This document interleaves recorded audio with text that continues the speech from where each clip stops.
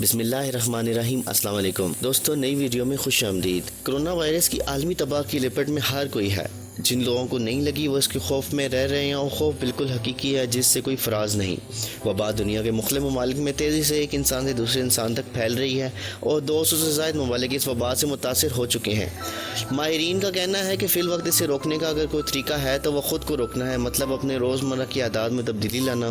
اس میں ہاتھ دھونے سے لے کر ہاتھ ملانے اور گلے ملنے سے لے کر ان جگہوں پر اکٹھا ہونا شامل ہے جہاں مجمع زیادہ ہے۔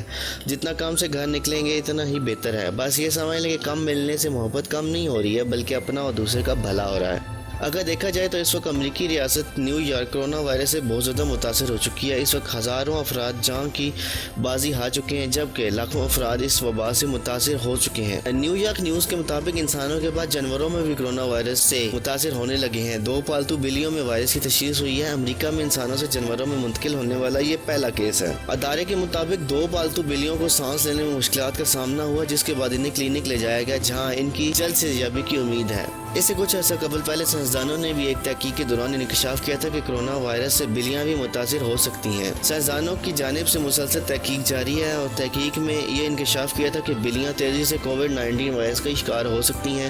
لہٰذا ورلڈ ہیلتھ آرگنائزیشن کو انسانوں اور جانوروں کے درمیان وائرس کی منتقلی کے معاملے پر ایک باریک بینی سے جائزہ لینا ہوگا۔ سائنسی میگزین میں شائع ہونے والی تحقیق کا مقصد پتہ لگانا ہے کہ وائرس کون سے جانوروں کو متاثر کر سکتا ہے اور پھر جانوروں سے انسانوں میں منتقل ہو سکتا ہے۔